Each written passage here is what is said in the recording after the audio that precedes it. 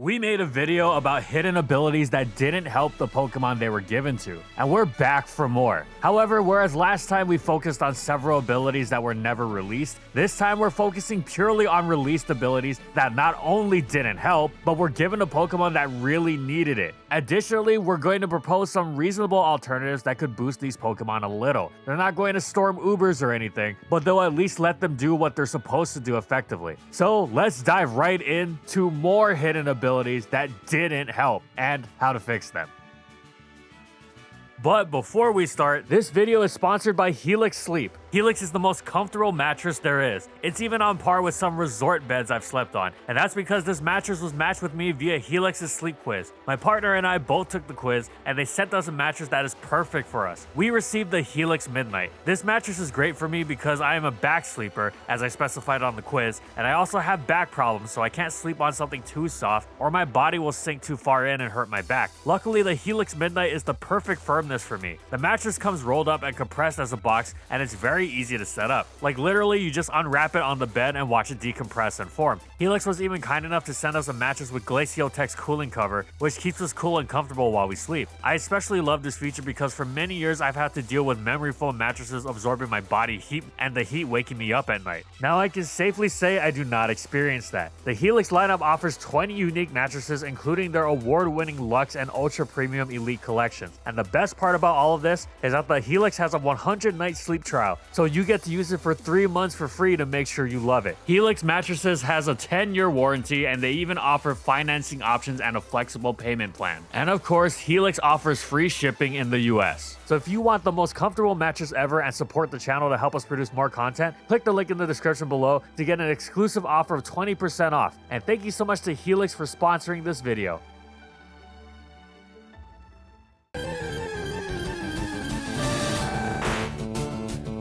Articuno has always had it the roughest of the original legendary birds, at least after Generation 1. In the RBY landscape where Special Attack and Special Defense were both one stat, simply known as Special, Articuno clocked in with the other birds at base 125, while packing Stab on one of the gen's most popular attacks, Blizzard, which was tied for the single strongest special attack in the game, out-damaging even Mewtwo's Psychic. Then Gen 2 came around and split the special stat in two. Zapdos and Moltres were fine, as they retained their base 125 special attack. Articuno, on the other hand, kept its base 125 special defense, which was all well and good, but its special attack dropped down to base 95, and it was toast. Even Blizzard keeping its original 90% accuracy wouldn't have saved it. Articuno's superb special bulk doesn't get it very far considering its awful typing. Among the worst in the game for anything, much less a Pokemon whose stat spread is geared toward hit-taking, redolent with effortlessly exploitable weaknesses. It's a shame because Articuno actually has some great defensive utility, as was demonstrated in its niche in Gen 7 UU,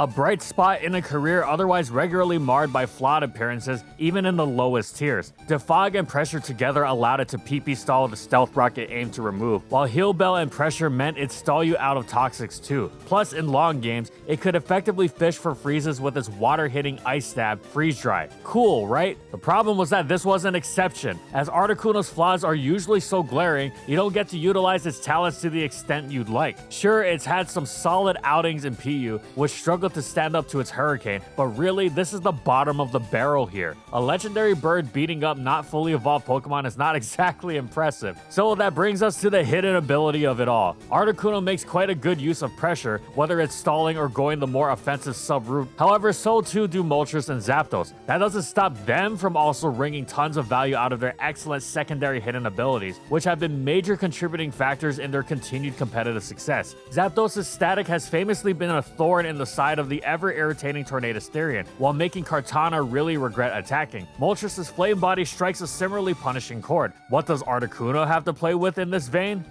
Snow Cloak. To say this is worthless is already more than it deserves because it acknowledges its existence. So to compensate for this, let us once again state its worthlessness on such a scale it feels almost cosmically incomprehensible. It needs to be paired with a second ice type to set up Snow Warning, so that best case, it would have a few turns of decreased accuracy against it. This wouldn't get it anywhere. The problem is that, in keeping with Zapdos and Moltres' ability, this hidden ability has to be something that nods to Articuno's ice typing, but almost all ice-related abilities are hail dependent, which makes them equally terrible. Even if Ice Body or Slush Rush would be better, mostly Ice Body, it's not like it would have made an actual difference. The one exception would be Ice Scales, whose having of special damage would make Articuno truly ridiculous as a special wall. It might be exactly what it needs to make up for its many flaws. In effect, it loses its non-quadruple weaknesses, meaning it could, for example, take a Heatran Fire Blast just fine. Snow Warning would be interesting too. However, Snow Cloak is, as the kids say, not it, chief. Having said that, Snow Cloak Articuno did win a VGC regional once, but was that Articuno banking its entire strategy on the opponent not being able to hit it? You know, the Articuno with choice specs and 4 ice attacks with Terra Ice? No. It was like, so anyways, I started blasting and blizzarding things left and right. The Snow Cloak, while helpful, was definitely the cherry on top to the strategy, but not the main substance of it.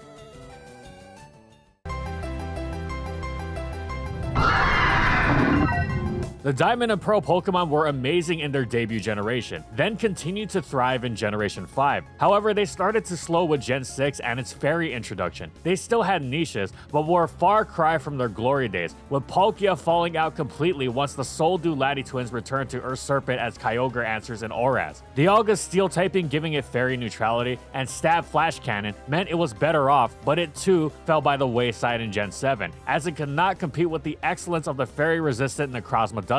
Palkia returned to okay effect in the Primal Groudon-less Gen 8 Uber landscape, but it was still a shell of its former self, especially paling in comparison to Eternatus, while Dialga couldn't muster much of an impact either. Even fancy new Origin forms in Gen 9 have been ineffective at finding them real niches, while their OG forms are more hapless than ever in this metagame dominated by Koraidon, Miraidon, Necrozma Duskmane, Zacian Crown, and Eternatus. Pressure was never really a tool Dialga and Palkia used, actively or otherwise, with the exception of certain substitute protect sets on both in Generation 4. They've pretty much functioned without ability for their entire existence. Their shared hidden ability, Telepathy, does nothing to dispel this notion. We remember Telepathy as useless, but weren't sure if that was because what it did was so bad that it was never worthwhile, or that it was literally useless in the way Illuminate or Runaway are. It being so forgettable pretty much speaks for itself, but any hopes for this to be some overlooked gem of an ability were dashed upon checking Bulbapedia and seeing that its effect is only for doubles. So as far as this mostly singles-based video is concerned, Telepathy is indeed useless. But don't worry, we'll speak on its doubles usage at the end of this. Anyways, there is, and we hate to misuse this word, so rest assured we're using it properly, literally nothing they can use Telepathy for, which would be fine if they hadn't dropped to the status of Uber only by virtue of being too strong for OU, as opposed to being too strong for OU and being able to slug it out with the highest tier. The real shame is that there are extremely obvious candidates for their second abilities that are long overdue, at least their origin forms, for crying out loud. We refer, of course, to the currently non-existent abilities that set Trick Room and Gravity upon switching in for Dialga and Palkia respectively. We have no idea why this hasn't been done yet. Surely nobody at Game Freak thinks it'd be too metagame breaking. There's no way that is one of their concerns. Certainly not after the last 4 generations have featured Mega Rayquaza, Ultra Necrozma, Zacian Crown, and both Koraidon and Miraidon. Dialga would certainly be the superior beneficiary, as Trick Room upon switching in is insane. You could check what feels like every boosting sweeper ever with it, and it would be an astonishing good late game cleaner. Gravity wouldn't necessarily change much for Palkia itself, sure, but being unable to miss Hydro Pump and Fire Blast is wonderful, but it's not like those moves in perfect accuracy is what's holding them back. What would make it more interesting, almost certainly enough to carve out a real niche for itself, however small, would be how the auto set Gravity would help Palkia's team. Notably, flying types would no longer be immune to the spikes and Earthquake that Palkia would inevitably be paired with. This could make it akin to Sticky Web in a way, highly specific but potentially amazing team support. If you want to stick with abilities that actually exist, let's go with adaptability. The power boost would be superb, yet hardly overbearing, and thematically, Dialga and Palkia would be quite adaptable if they can bend time and space, right? Either way, Telepathy has, as the kids say, not passed the vibe check. And here's our brief doubles portion on these two. Even though Telepathy is a doubles format ability, Dialga and Palkia are still left left in the dust usage-wise by their competitors in restricted VGC formats. And honestly, it's kind of hard to compete with Kyogre, Calyrex, Primal Groudon, Zacian Crown, etc, etc. In fact, they haven't really seen notable usage since 2010, when as many as 4 restricted Pokemon were allowed on a team, so long as only 2 were brought to battle. And back then, they didn't have telepathy. So there's that.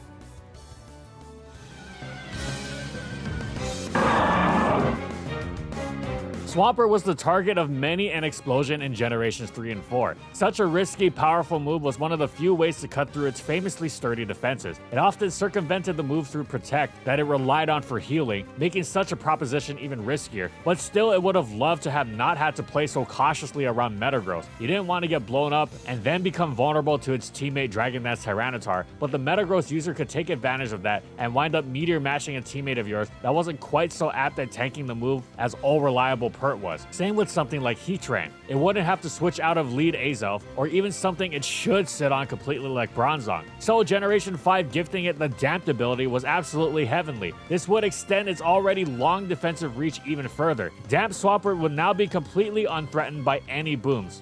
Oh yeah, about that. You know what else was unthreatened by booms in Gen 5? Everything. Because the move had been nerfed. No longer did they have the opponent's defense, effectively bringing them from 250 base power to 500, so strong that they sliced through even many Arizas. Nope, they were just good old 250 BP now. Not at all shabby by any means, but certainly not worth sacrificing an entire Pokemon for. Being explosion immune was no longer a big deal. Everything was explosion immune now. That's an exaggeration, of course, but seeing as the move practically disappeared from use, and when it did show up, it was for momentum, not damage, Swampert's hidden ability was thus rendered useless. Of course, Swampert was still a fine Pokemon. It even used its Torrent ability more often than you'd think, especially in Gen 3. It just could have been even better if it had a good alternative to try. One that bolstered its defenses, that became more important as the new generation and generations made its offenses less and less impressive. One could argue that Mega Swampert and Swift Swim fulfilled that role, and it certainly did in Gen 6 and 7, but once the Megas disappeared in Gen 8, perhaps Swampert could have picked up something like Stamina. It's a Mudfish, Mudsdale gets the ability, it fits, and it would do wonders for it.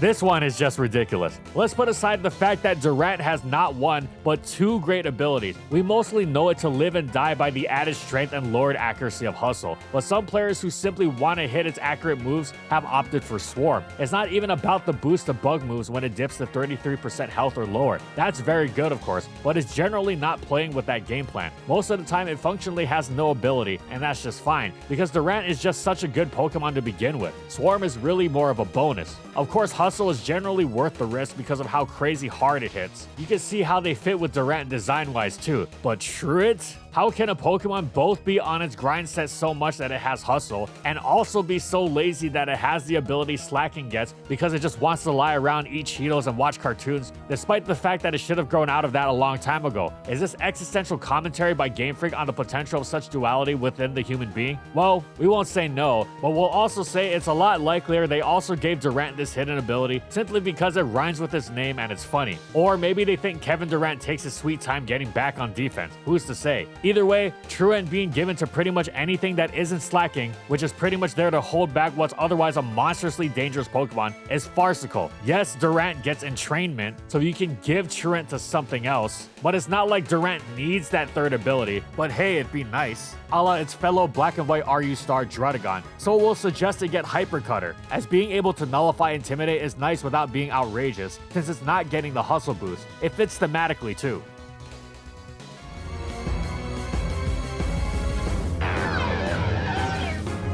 Dusknoir's noir tale is as dark and doomed as they come, so universally recognized as to border on the primal. It seemed like it would become the OE spin blocker par excellence upon evolving from Dusclops in Generation 4, with Titanic defense and special defense seemingly perfectly suited to its hits-taking tasks. However, the deck was stacked against Noir from the start. It had no ace in the hole, its abysmal HP, few resistances, non-existent speed, lack of a reliable recovery, and minimal offensive output ensured it was destined to be left in a lonely place. It's only used by new trainers who didn't know any better. A noob trap. One hoped Dusknoir would come out of the past with Generation 5's revitalizing hidden abilities, the dream world bestowing new life upon the overlooked left and right. But the setup was no Politoed or Ninetales. Like a stray dog, Dusknoir hung around, hoping for some semblance of anything viable. It wound up not receiving anything at all in Generation 5. Okay, but Gen 6 gave it something, better late than never. That's when Dusknoir received Frisk. Okay, admittedly, thematically this works. Dusknoir is a noir detective. You gotta frisk some people sometimes, sure. But come on, it's not even that Frisk is an outright bad ability. Being able to identify the held items of opposing Pokemon is potentially great. The problem is that it's not such a game-breaking effect that it justifies using a terrible Pokemon. If you gave it as something generally good that wasn't hyper-reliant on its ability, like Keldeo or something, then that'd be great. However, it's not even close to the boost Dusknoir needs to find any sort of viability anywhere. If you really want to give it something based on its lore, then give it something that lets it steal its opponent's soul. That's the kind of drastic change needed, but then again, it doesn't even need to be that drastic. For all its flaws and faults, Noir is the kind of Pokemon that could make use of its limited talents if helped out by a good ability. It hardly needs Wonder Guard or anything, but something as simple as Levitate would be perfect, and very fitting. Considering this is a Pokemon that, you know, levitates above the ground, forget it, Jake, it's Dusknoir. Also, this ability is even more useless in VGC now, because open team sheets are a thing.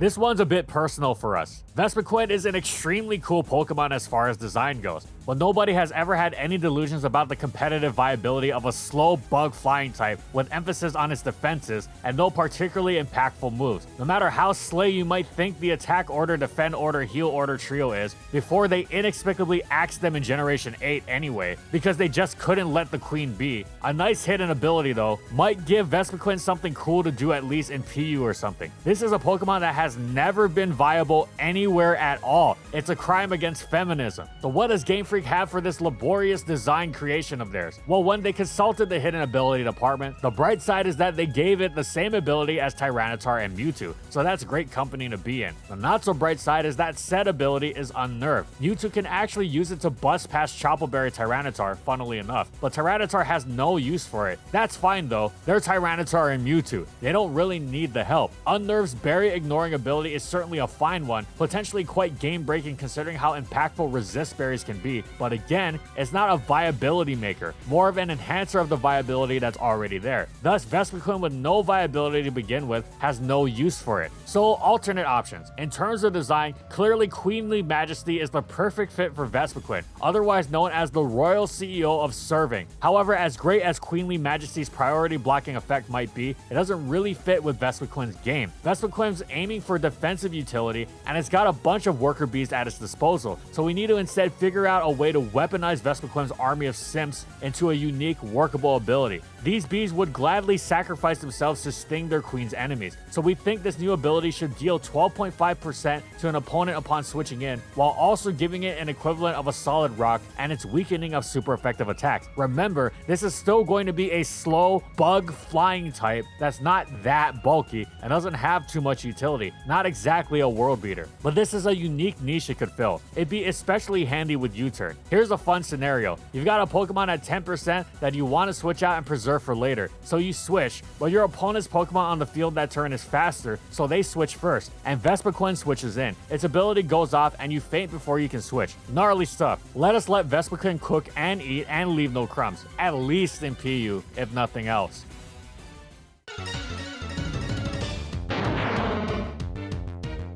Speaking of unnerved, it is incredibly unnerving that the same generation Tyranitar gets knockoff, he drops all the way to RU and is unable to escape UU. The big guy clearly needs some help in the form of a hidden ability. Until now, Tyranitar was Sand. Why would you ever want anything else? Its hidden ability was a formality, or if you prefer, it was a hidden ability that could have gone to another Pokemon in greater need of it. Sand is still great support in current UU, giving T-Tar its characteristic massive special bulk while enabling Sand Rush Extra Drill. However, However, in terms of the OU metagame that Tyranitar was previously synonymous with since its inception, it's clear nowadays that the sand isn't quite what it used to be, especially since most types Tyranitar might Terra into will leave it affected by its own sand, since it's not like Sandveil, where having the ability prevents you from taking sand damage. Extra special defense is nice, but Tyranitar needs a greater overhaul to its game in this brutal new environment, and Unnerve ain't doing jack as far as that's concerned. Did the top Tyranitars in VGC over the years ever use Unnerve? No.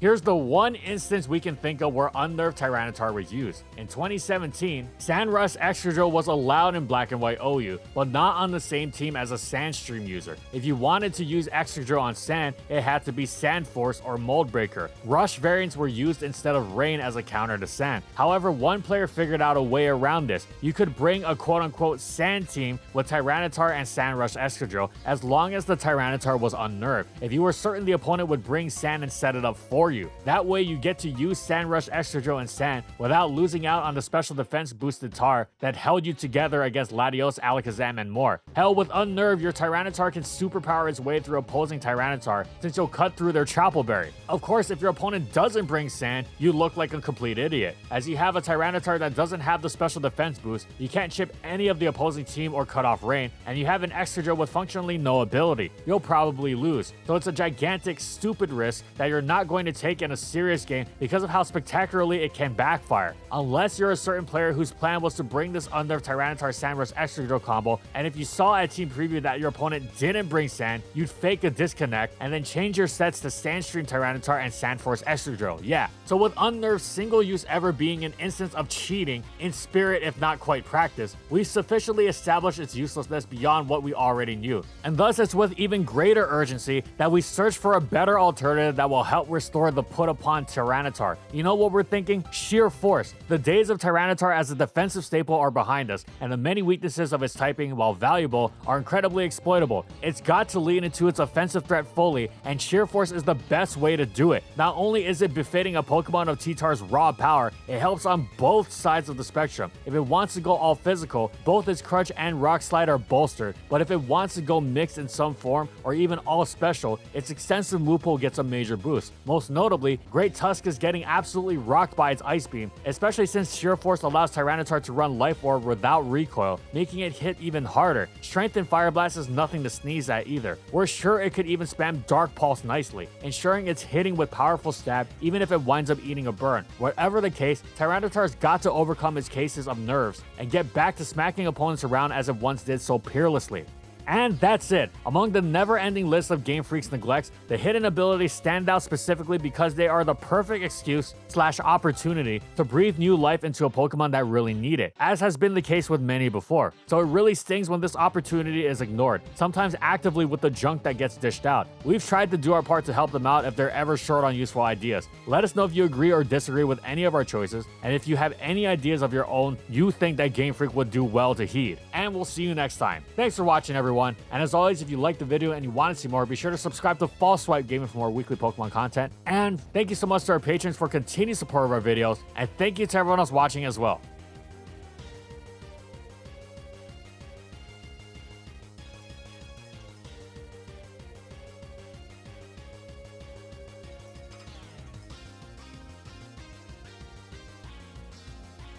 And thank you so much to our Platinum patrons. Thank you to Alex Sable, Anthony Belval Renault, Bingleton, Daniel Isbeast, Dr. Mint, Funky, Glitcherton, Gustavo, Howl, Nurse Jake, Jack G, Lord of the Rabbit, Pretzel SP, Raven Daytona Ring, Ray Ray, Skylaria, Soares and Croxon, Shiwei Miji, and Stoneface Colin for their major support of our videos. And follow my crew on these social media platforms. And that's all I got. See you next time, everyone.